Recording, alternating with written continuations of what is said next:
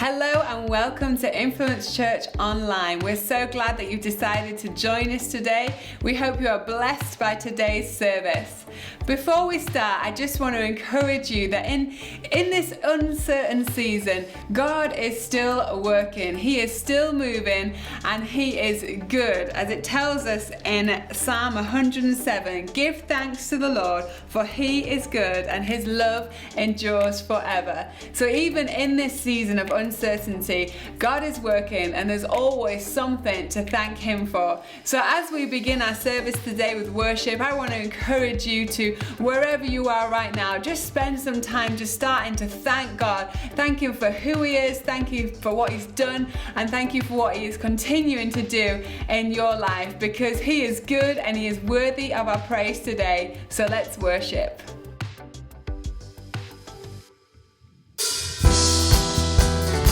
Church, wherever we're at, let's give Him praise today. He is holy, He is worthy, He is a good, good Father. Let's rejoice in Him today. Let's give Him the praise He deserves. You can take my morning, turn it into dancing, Lord. Take a broken vessel, put it back together, Lord.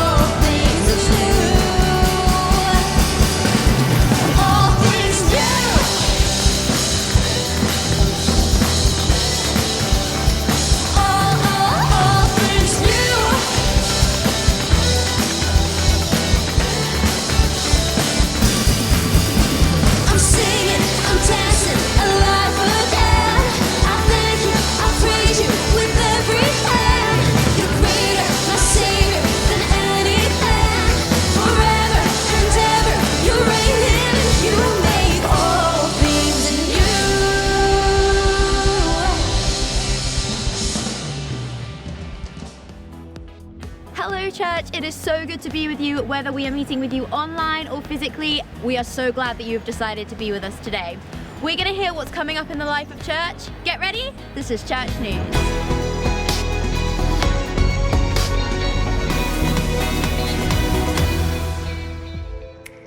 The kids department is a huge part of what we do here at Influence Church, and we are so sad that we can't be meeting and doing Hero Factory and Mini Heroes the way that we all know. But as a kids team, we are doing all that we can to make sure that your kids still love, enjoying coming to church every single week.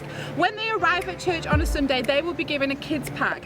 In that, they will find a big answer, colouring sheet, activities, stories, sweets, treats, it goes on. There is so much for them to enjoy in that pack. But not only do we want to help your children have the best time at church, we want to help you as parents to carry on the conversation at home. So make sure you follow us on Instagram and you like our Hero Factory page, because throughout the week we'll be posting loads of extra activities for you to do with your children to carry on that conversation.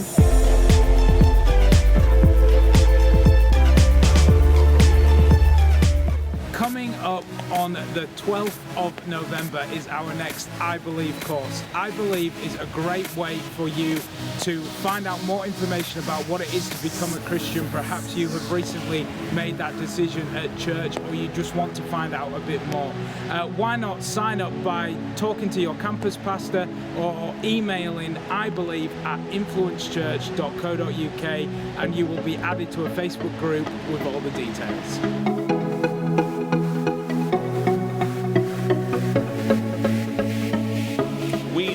Connect groups. They are such a key part of who we are as a church. Connect groups are a great way for you to grow in your relationship with God and also grow in your connection with people and the community that we build through those small groups. This coming Wednesday, it is time once again for Connect Live. This is an opportunity for all our Connect groups to gather from right across the north of England, from all 5 locations, because we've even started a Connect group in Workington, and we're going to be gathering together on Zoom for an evening of inspiration and interaction together. There's going to be time when we all gather together, and then time when we separate into our different Connect groups. We would love you to be there. If you want any more information, you need to make sure that you speak to your Connect leader to find out the Zoom links of how you can be part of that interactive experience with us all. If you're not yet in a Connect group and you want some information, make sure you head to our website, click on the Connect group link, because we'd love to get you plugged into a group ready for Connect Live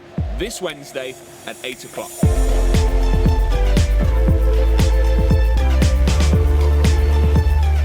Now you know everything that's coming up in the life of church. Stay tuned, there's so much more happening in the rest of the service. We'll see you soon.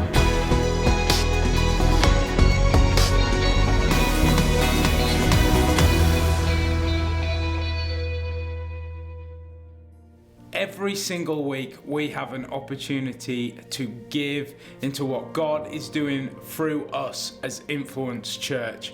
If you're with us physically today, hopefully there will be an offering envelope somewhere near you. And if you're watching online, you can give via influencechurch.co.uk/giving. In 2 Corinthians chapter 8 in the Bible, the Apostle Paul says, "For if the willingness is there, the gift is acceptable according to what one has, not according to what one doesn't have."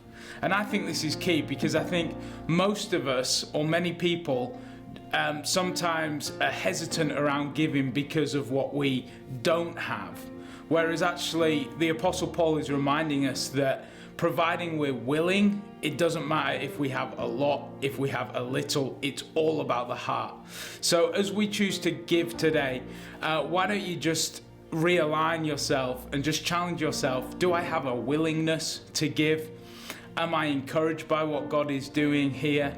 Am I wanting to participate in what God is doing here? And if there is that willingness there, then that's what God looks for in our giving.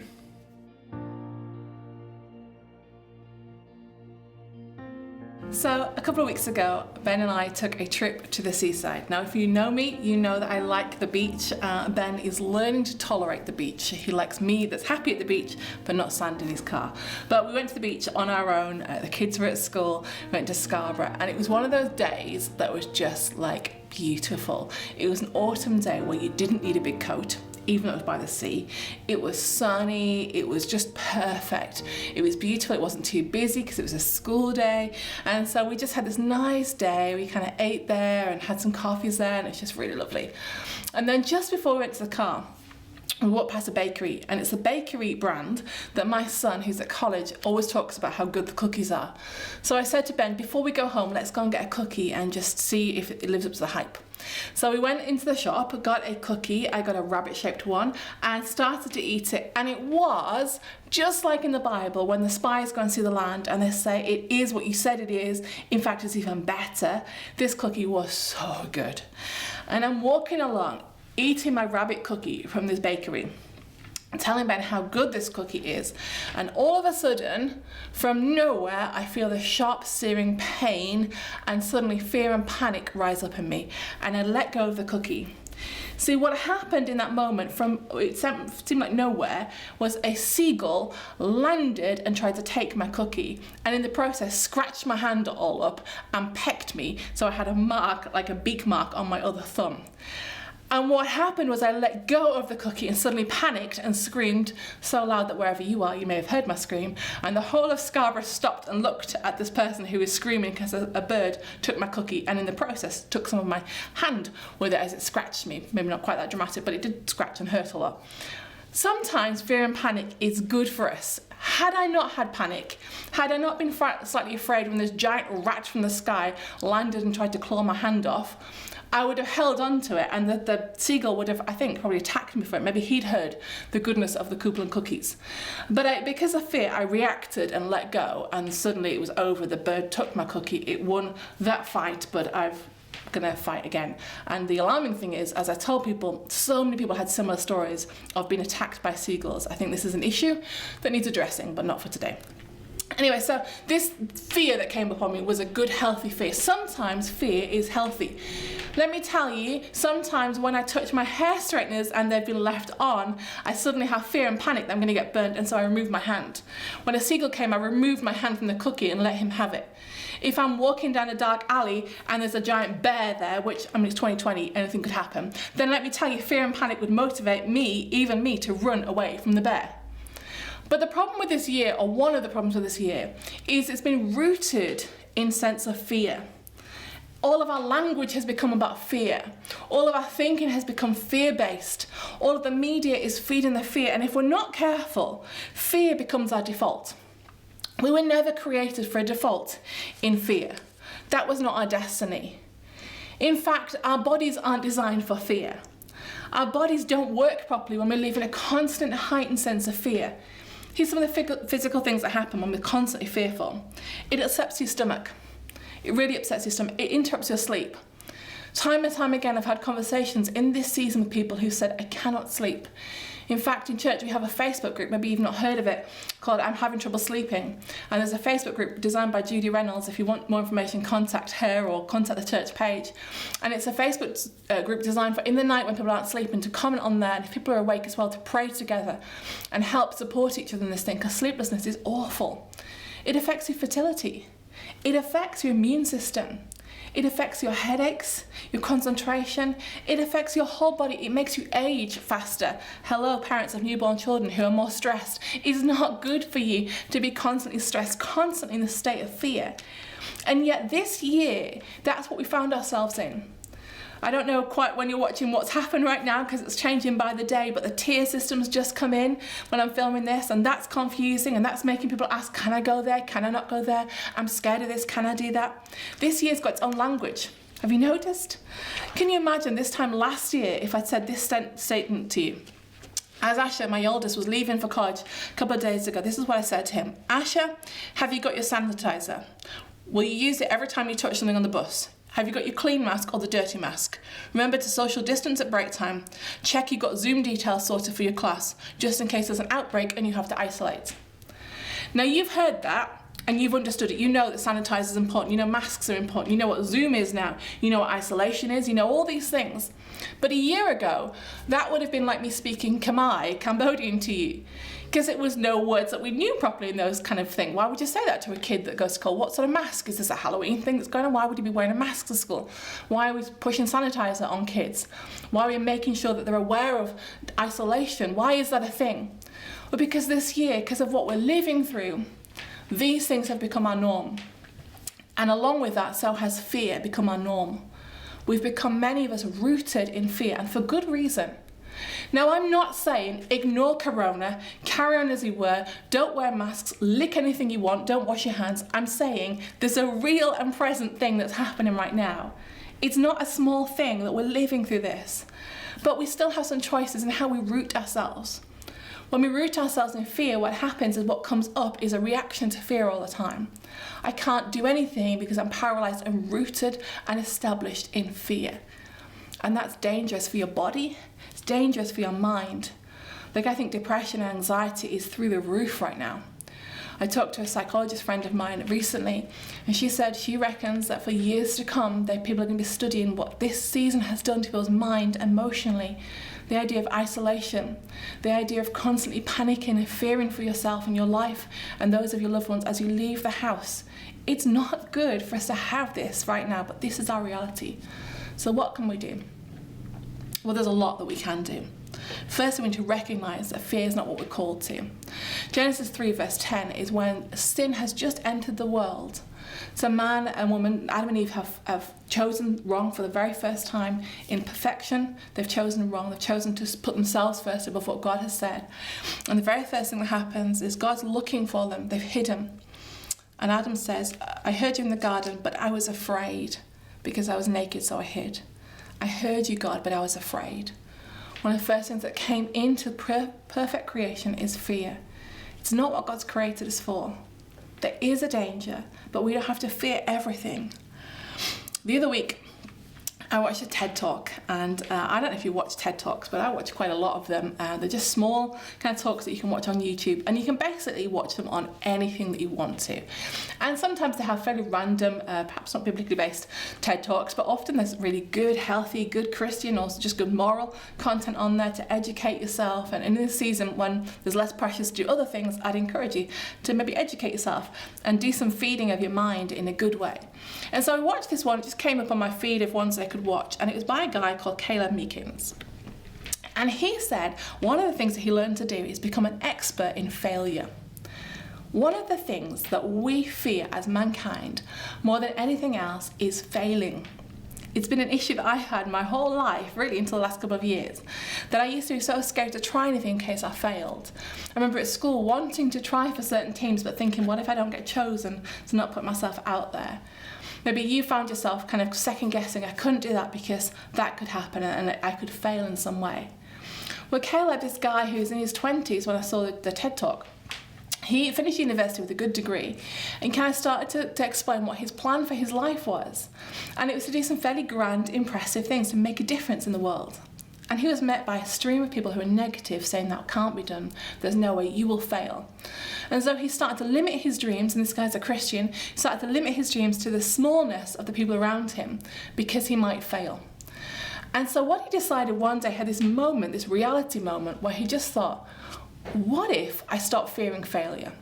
What if I stopped thinking, well, I could get this wrong? And what if I did get it wrong and the world didn't stop? So he started this quest with his life to stop fearing failure. One of the things he did quite early on is he did something called My 40 Days. You can watch it on YouTube. And he basically just took up challenges from anyone who wanted to send one, and for 40 days did random things, even though he was scared of failing.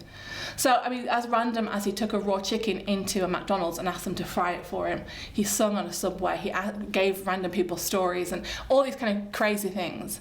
And he realised that sometimes he succeeded and sometimes he failed, but either way it enhanced his life because he had a go at something. And over the next few years, he started to develop his ministry, if you like, his calling. He created a cafe with a difference that employed people that no one else would employ. He started to explore his mother's heritage. She was Ethiopian by descent. So he went back back to Ethiopia, a place he'd never been to before, where his mum's family was, fell in love with the nation and started to petition and cause radical change in the healthcare system, in the way that people were treated, in inequality that was happening. He did amazing things, spoke around the world in churches, did incredible things. This guy lived a life that was remarkable because he eliminated the fear of failing. He became an expert in failing. He'd have a go. If it didn't work, it wasn't the end of the world. He'd just try something else. What a great way to live your life. Now I say had a life. Because as I'm watching this YouTube and getting really inspired and thinking, man, if we could just take out the option of what if we fail, if we just remove that from our thought, how much more powerful could we be? Especially when we add in that Jesus says that we can do even more than we can ever ask or imagine. How much different would our life be? As I looked at the comments, I realised something. Caleb died this year. In 2020, in February, he passed away because of a car crash that happened in Ethiopia. He was about 30 years old at that point. What incredible legacy he's left, though. Because of him, healthcare has changed in Ethiopia. Because of him, there are charities that have been set up that are transforming worlds for people. Because of him, people have learned to think differently. And he was 30 when he passed away. I wonder sometimes how much we limit ourselves because we fear what could happen. Because we think through all the problems that could come out of things. And I think this year has compounded that. We've thought we can't be effective in any way because we're told to stay together and away from everything else. But I want to encourage you, there's still so much that you can do, even if you're home isolating. You can call someone. You can use the social media to tell people about what Jesus has done. You can still be so effective right from your sofa right now, perhaps more now than ever before. There's a world who needs Jesus. There's a world who needs you to speak your truth, to speak what God has done for you and let them know. But so often, because we limit our thinking, because we limit what we say and what we do, because we're thinking through what will they think and how could this go wrong. I want to tell you a story in the Bible that I'm pretty sure you've heard before. Matthew 14:22. It says this, so just so you know, just before this, Jesus has fed the 5,000.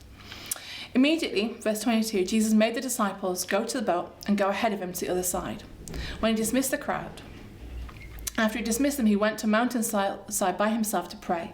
Later that night, he was alone. And the boat was already a considerable distance from the land, buffeted by the waves because the wind was against it. Shortly before dawn, Jesus went to them walking on the lake. When the disciples saw him on the lake, they were terrified. "It's a ghost," they cried out in fear. But Jesus immediately said, "Take courage, it's I, don't be afraid." "Lord, if it's you," Peter said, "well, tell me to come to the water." "Come," he said. So Peter got down from the boat, walked in the water, and came towards Jesus. But when he saw the wind, he was afraid and began to sink, cried out, "Jesus, Lord, save me." Immediately, Jesus reached out his hand and caught him. "You of little faith," he said, "why did you doubt?" And he climbed into the boat and the wind died down. Probably a story you've heard before, but I reckon it's so applicable for this season right now as it keeps changing all the time. So it starts with Jesus has just done this great miracle. He's taken himself away on his own to spend time with his Father. And the disciples are on a boat, they're going somewhere else. And it gets dark. Have you ever noticed that when it's dark, we start to imagine things? Have you ever looked at like a pile of washing? Because we all have those. Or if you don't have one, then you're a better woman than me. If we look at a pile of washing, in the daytime, you know it's just a pile of washing. It's some dirty jeans and some tops.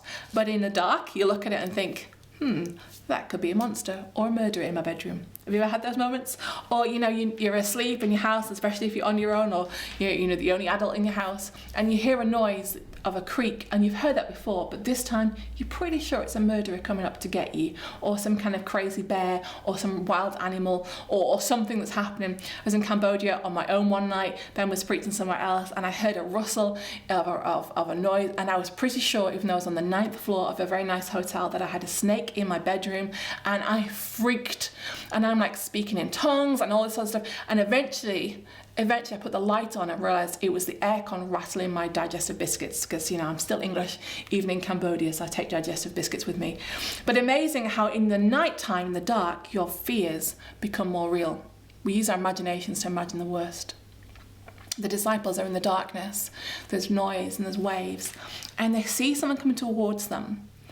And rather than deciding it must be Jesus, the one who's a miracle worker, they imagine it's a ghost.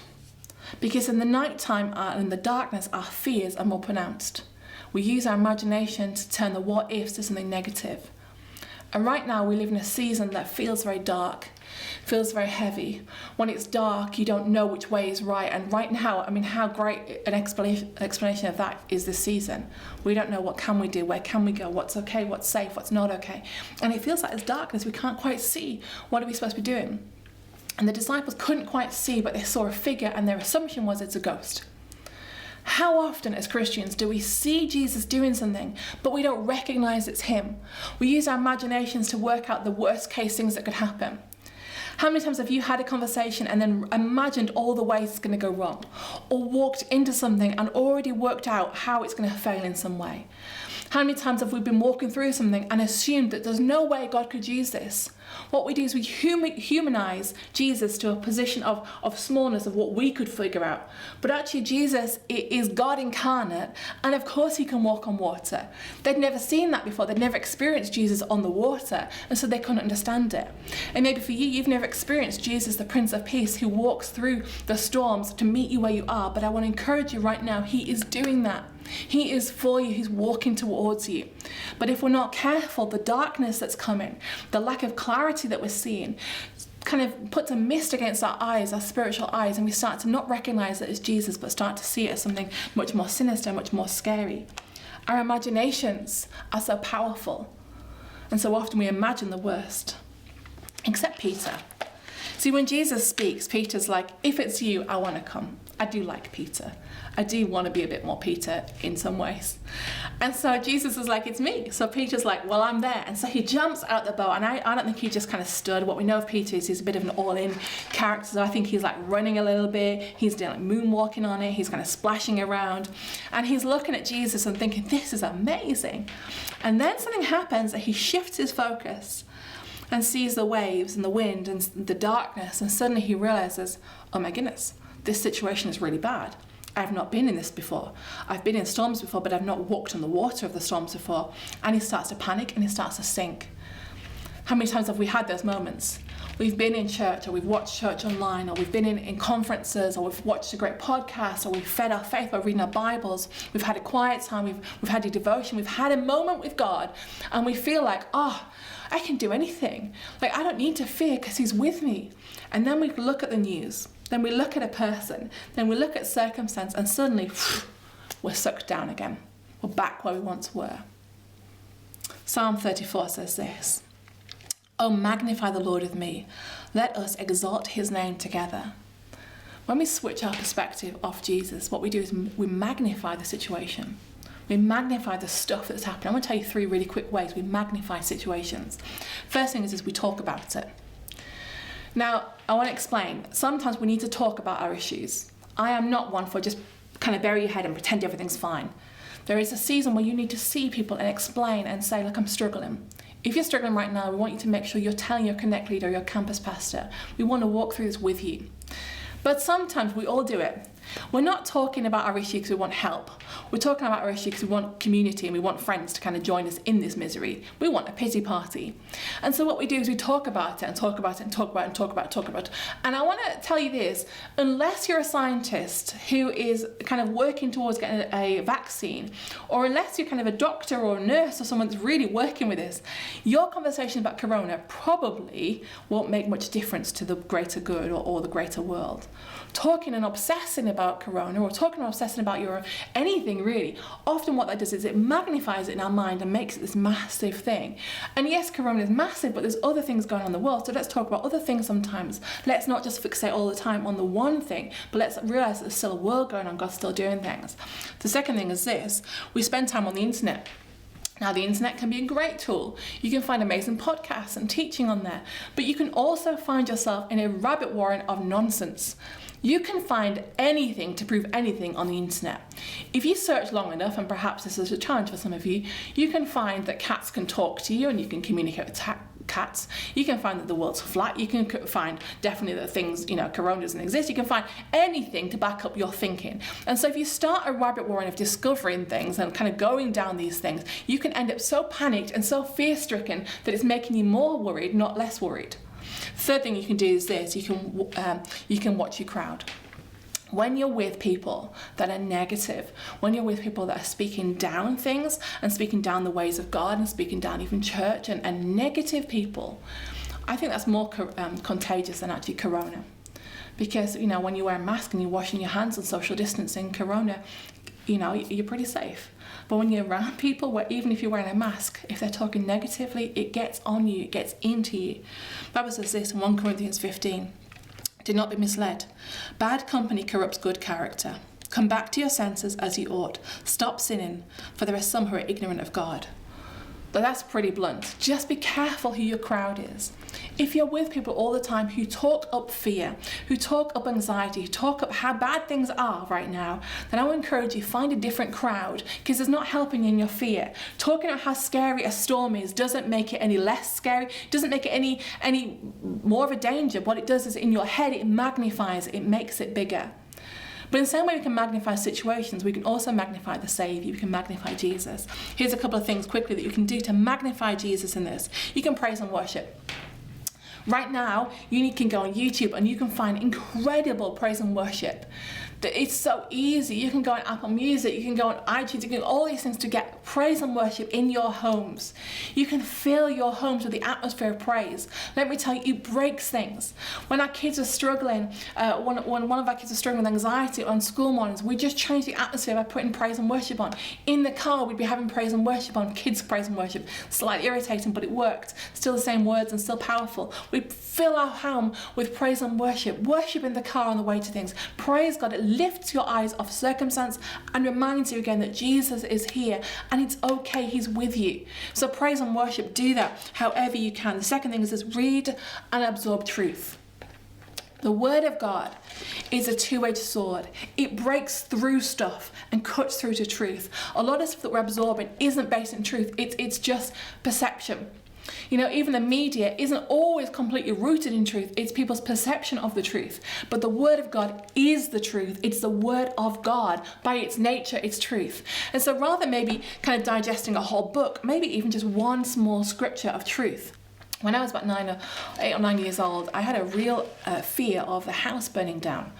I have no nerves in my nose, so I have no sense of smell way before corona. And so I don't know if it was because of that, because I couldn't smell if it was burning, or if I'd watched something on TV, but something in me triggered that I was absolutely anxious and paranoid about the house burning down. So I didn't sleep very well for weeks. I would kind of wake up screaming, having dreams about it. I would obsessively go and ask my mum and dad to check that everything was turned off and it was safe. I remember being 8 years old and working out escape plans of how I would get out and get my brother and sister and my mum and dad out of the house should the fire happen that I was imagining was going to happen. It was a really horrible time, and even 30 years on, I still remember the fear of that, not wanting to close my eyes because I'm so scared that the fire is going to come. My mum and dad did a really sensible thing. They were new Christians at the time, and they asked a church leader to come round to our house and pray with me. And he gave me a little piece of paper, and it just had the verse that said, God hasn't given me a spirit of fear, but of love, power, and a sound mind. And he said, I want to give you a prescription of scripture. And so every night, read that over and over and over again. And so I'd go to sleep holding this piece of paper, speaking it out over myself. For God has not given me a spirit of fear, but love, power, and a sound mind. For God has not given me a spirit of fear, but love, power, and a sound mind. And again, I would read it and speak it and speak it. And the dream stopped. The fear stopped. Because the Word of God cuts through fear.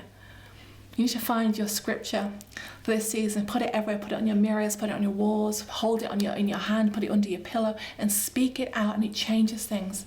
It brings truth back to situations. Third thing is community. In the same way that bad company can corrupt character, good company builds character. Look for a crowd that will champion you, that will speak the words of God, the truth of God, that will encourage you. And encourage means add courage to you. Look for people who will speak up things that God's doing, rather than kind of diminish God's things into our small thinking. To look for a good community, and you can obviously find that in church. You need to lean in to your Connect group right now. You don't have to leave your house even for that. You can do that online. But find community, speak to people that are going to encourage you. And the fourth thing is this, really quickly. We need to remember what he's done. The disciples were crazy. They had just seen Jesus feed over 5,000 people through a little boy's packed lunch. They'd seen Jesus have people that were deaf be able to hear. They'd seen lepers healed. They'd seen incredible miracles happen and taking place. People set free from things they'd had for a long, long time. They'd seen water turn into wine. They'd seen all these things, more than we even know about in the Bible. And yet in this moment, because of darkness, because their perception is skewed, because in their imagination they imagine the worst what ifs, when they see a figure walking towards them, they imagine that this is the ghost. They perceive this must be a bad thing, this can't be Jesus, because we've never seen him do this before. I mean, we've never lived through a pandemic before. So perhaps for you, you've kind of got this thinking of, well, I don't know who Jesus is in this season. Well, he's the same as he was in the season when you faced that diagnosis. He's the same in the season when you faced that issues with your kids. He's the same in the season when you struggled financially. He is the Prince of Peace that passes understanding. And maybe for you, you're like, well, I don't feel him right now. I want to encourage you, take your eyes off situation and look for him, because he's there. It may feel dark, but he's there. His Prince of Peaceness doesn't change, great English, because of circumstance. It's who he is. He is love. He is security. He is the rock on which we can stand on that doesn't change. It may feel overwhelming. It may feel noisy and loud right now. It may feel like I don't know which way's up. I can't kind of quite see my direction that I'm going in, but he's there. I love that in the season when the disciples were scared and there was waves and the boat was being moved around and it was dark, where was Jesus? He was getting to them. And he does the same for you and for me right now. And so in this season, we start to ask the what if, and we're almost programmed by the media and by conversations that we have and by even our employers sometimes to think about the what ifs. And some of that is healthy. We need to think about, what if I don't wash my hands, and what if I don't clean my work surfaces? I'm not saying it's not an issue. But what if we're careful, we just become so consumed by the negative what ifs, we stop allowing the what ifs to be affected by our faith. What if in this season you really trusted God to a new level? What if in this season you spoke about what God is doing? What if in this season you found new ways to serve? What if you shared your testimony on your social media? What if you invited someone to watch church with you? What if you did something that was unlike you? What if you gave in a new way? What if you really sought God in a new way? What if you really applied what you're hearing about God into your life? What if you changed the way you parent? What if God is who he says he is and comes through in the way that we say he can come through? What if you trust him again? What if you believe that you can be free of that stuff that you've held onto all this time? What if in this season it's not been done to harm you, but to help you and develop you? We so often want to fast track through things to get to the side, but actually in this season God's moulding us and shaping us into new versions. I talked right at the start of this message that this season seems to be rooted in fear. But God's plan is not to root you in fear. You're not designed for that. This is God's plan. It says in the book of Ephesians, chapter 3, verse 17, so that Christ may dwell in your hearts through faith. And I pray that you, being rooted and established, not in fear, but in love, may have power, together with all the Lord's holy people, to grasp how wide, how long, how high, and how deep is the love of Christ, and to know that this, the love that surpasses knowledge, and that you may be filled with a measure of the fullness of God. You know, when Peter takes his eyes off Jesus and he starts to look at the circumstance and starts to look at the waves and hear the noise again, he starts to sink, and Jesus' response is he reaches down and pulls him up out of the sinking that's happening. He doesn't just say, swim, figure it out yourself, I'm done with you. He reaches down because at the very core of who Jesus is, he has love for you. If we can be rooted as Christians and know, hey, God of the universe, the one who created the stars in the space, the one who knows the depths of the earth, he loves me, and root ourselves in that, then it changes everything. Our what ifs change. We stop what ifing the worst case scenarios and using our imagination to think of those things. And we start to imagine a God that can heal, a God that does speak, a God that does bring freedom, that transforms the people that he's working with, that transforms communities, that brings revival in a new way. What if God breaks through in this season and for you personally in a whole new way? What if you leave this season not broken, but actually built up in your faith with more stories of how God came through? And if we're not careful, this season keeps us small and separated and isolated and thinking about this stuff rather than God saying, hey, look, I'm doing a new thing in this, rooted and established in love. And the love that I have for you, you can still do brave things. You can still bring transformation. You can still see breakthrough. Even from your living rooms right now, he can do something. So I want to encourage you, if you want a breakthrough, you got to stop asking the what ifs in the bad way and start asking the what ifs in a good way. And believe, again, that kind of series is over, but the season of believing is still so key right now. We need to believe that God can do and is doing a new thing for each and every one of us. Perhaps you watch this right now and you've never said yes to Jesus, you've never said yes, you want to be a Christian, you want to follow him and have that life of fullness that God talks about in John 10:10, a life in all its fullness. I want to encourage you that he wants a relationship with you, he wants to root you and establish you in his love. And there's a really easy way to do it. You just need to type yes in the comments below or email the website that's coming up right now, fill in a form. One of our pastors would love to pray with you, to help answer some questions, to meet with you on Zoom and chat to you about what it means to follow Jesus. The rest of us, let's be brave. Let's not let our roar go because there's noise happening. Let's actually speak up for the injustice. Let's be brave and do things. Let's trust Jesus to a greater extent. Let's get out of our boats and say, God, I trust you in this season. I'm not going to be reckless, but I'm going to be full of faith to know that you are God and you're moving in a mighty way. Let's be brave. Amen.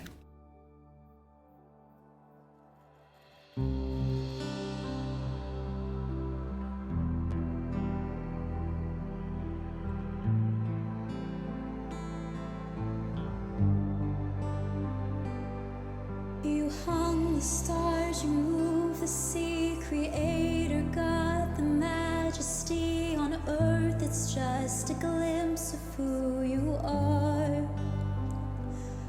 And you are the God of miracles. I see the evidence displayed in every painted sky.